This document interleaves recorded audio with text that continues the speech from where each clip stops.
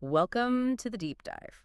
Okay, so as a business owner, have you ever felt that pressure, that feeling you have to choose? Do you pour everything into, selling in person, or do you dive headfirst into the online world? It feels like a really tough choice for a lot of folks. Oh, absolutely. It's a super common thing. A lot of entrepreneurs, they really believe they have to pick just one lane. Mm. And, well, they often feel like they're leaving money on the table whichever way they go. Right. But here's the good news. Drawing from what social selling strategist Brenda Sturr talks about, she makes a really strong case that you absolutely don't have to choose. In fact, probably the smartest way to grow these days is to actually blend both together. Exactly. And that blend, that's what we're calling hybrid selling. It's really just a smart way to use the best of both worlds, online strategies, offline strategies, use them together to connect with customers, build up those relationships, and, well, make sales. It's about meeting people where they actually are. Yeah, whether they're scrolling on their phone or, walking past your booth at an event. So, our mission here in this deep dive is to really break down what hybrid selling is all about. Why does it work so well? And, crucially, give you some practical ways you can start using it without feeling like, oh gosh, I have to double my work. Mm-hmm. The goal is really to help you maximize your reach, your impact, but with smarter effort, not just more hours. So let's get into it. Okay, so at its core, hybrid selling, it's really about mixing your online stuff with your in-person stuff. Yeah. Strategically, of course. Hmm. So for online, think about, your social media, email marketing, maybe doing live videos, online parties, that kind of thing. Okay, and then the offline side, that's the classic stuff, right? Like vendor events, pop-up shops, maybe one-on-one appointments, or even those, in-home parties people used to do, maybe still do. Exactly. And the magic happens when you pair these up smartly. Your reach doesn't just add up, it genuinely multiplies. Think about it. Someone might see your stuff online first, then meet you in person. Or maybe the other way around. That creates a much stronger connection. It sticks in their mind better than just seeing you once, either online or offline. That makes total sense. So why does this work so well? Brenda Sturr says customers aren't just in one place. What's the deeper reason that matters for a business owner? Well, it taps right into how people actually behave. Yeah. The thing is, customers often need to encounter your product or your brand multiple times before they're actually ready to buy. It's hardly ever just one look. Right.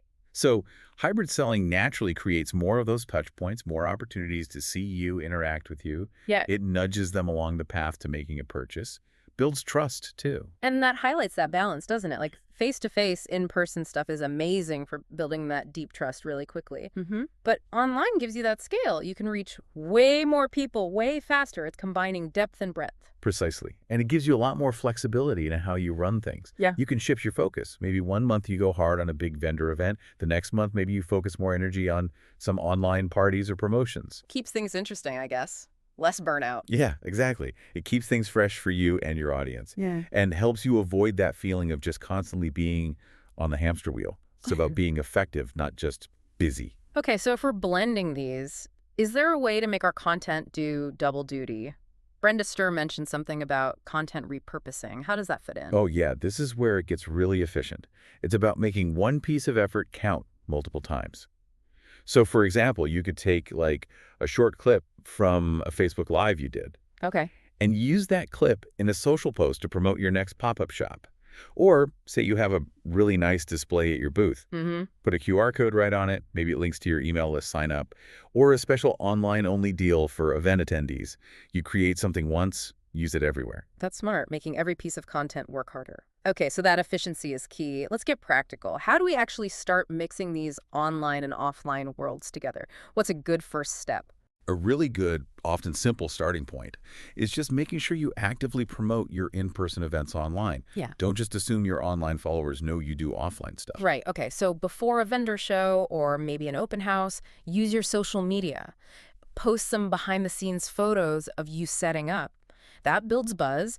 You could create a Facebook event page, invite people directly, maybe offer a little incentive, like show this post at the booth for a freebie, something easy. That's a great idea. And then while you're actually at the event, maybe do a quick live video. Just give your online followers a little peek at what's happening. And then this is crucial. Make sure you're collecting contact info from people you meet there. Email, social handles, whatever works for you. Yes.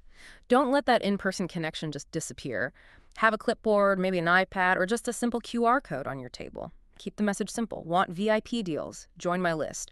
Or follow me on Insta for tips and giveaways. The goal is to bring those offline connections online so you can keep talking to them. Maybe even use a special QR code or link that tags them as an event lead in your system for tailored follow-up later. Ooh, that's smart. Very targeted. Another great tactic is, after the event, feature your best sellers from the day online. You could post something like, our top seller from today's market. Or maybe, couldn't make it. Here's what flew off the table. DM me if you want one. That totally extends the impact of that one day, doesn't it? Keeps the momentum going. And what about the flip side? Making online sales feel a bit more local. Yeah, offering local pickup options is huge. Yeah. It tackles that big hurdle for some people. Yeah. Shipping costs.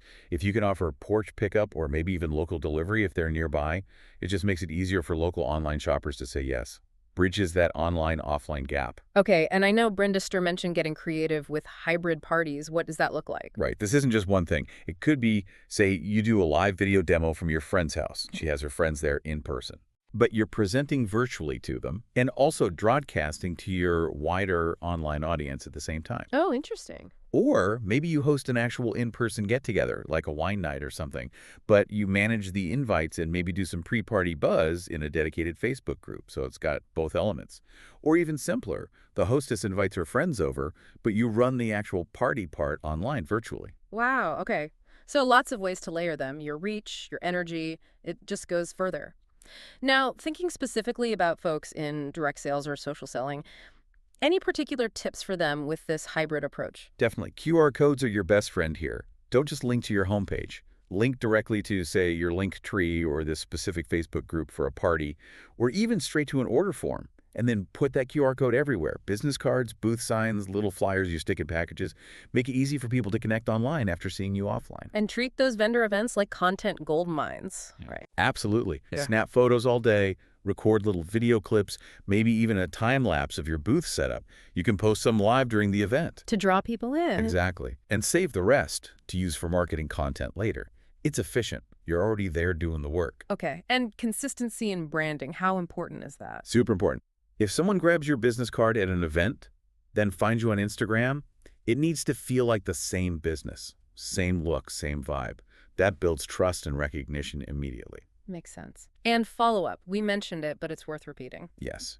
After you meet someone in person, follow up quickly. A simple thank you message, maybe an invite to your email list or your VIP group. Don't wait weeks. Do it while the connection is fresh. Got it. And finally, managing your energy with all this. Yeah, you need a flexible calendar. Don't try to do intense online and intense offline stuff every single week. Maybe alternate your focus. One week might be heavy on content creation. The next might be prepping for a big event. This isn't about doubling your work. It's about working smarter and avoiding burnout. Okay, so we've covered the why and the how. What are some common mistakes people make when they try to do hybrid selling? What should you avoid? Oh, good question. Biggest one, probably not bothering to get contact info at in-person events. You meet all these great people, then have no way to follow up. Huge mischance. Right. What else? Only promoting online things to online people and offline things to offline people. You have to cross-promote. Tell your email list about your booth. Tell people at your booth about your Facebook group. Bridging that gap. Yeah. And thinking of online and offline customers as totally separate buckets. They're all your potential customers. Also, simply forgetting to follow up after an event, that connection just fizzles out. And maybe trying to do too much too soon. Exactly. Don't overcomplicate it right at the start.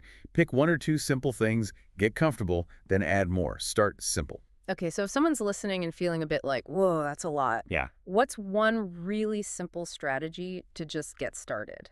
Okay, super simple plan. Drawing from Brenda Stur's advice. This month, just book one vendor table.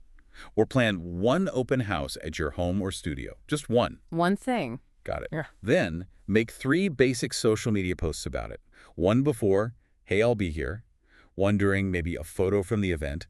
And one after, thanks for coming out. Simple. Okay, 3 posts. Then what? At the event itself, make it your mission to collect some emails or get some new social follows. Even just a handful is a win starting out. Right. Focus on connection. Then, in your next email newsletter or your next social post, thank the people who stopped by and maybe offer them a little something special, like free shipping on their next order or a small discount. And just like that, Boom, you've created a simple hybrid funnel. It connects offline interest to online follow-up. Exactly. It's straightforward, it's doable, and it starts getting those two worlds working together for you. That feels achievable. I think the biggest takeaway here really is that freedom, you don't have to choose. It's not at all. Hybrid selling lets you build your business in a way that actually works for you. You can connect with people face to face, you can grow your online presence, you can make consistent sales, and you can do it without completely burning yourself out, trying to be everywhere, doing everything all the time. That really is the goal, isn't it? Sustainable growth. Okay, so here's something for you, our listener, to think about as we wrap up this deep dive. What's just one small, manageable step you could take this week to start blending your online and offline efforts? Don't overthink it. Just pick one thing that feels doable. Start there, add it in slowly, and just watch. See how your reach, your connections, maybe even your sales start to grow from that simple blend.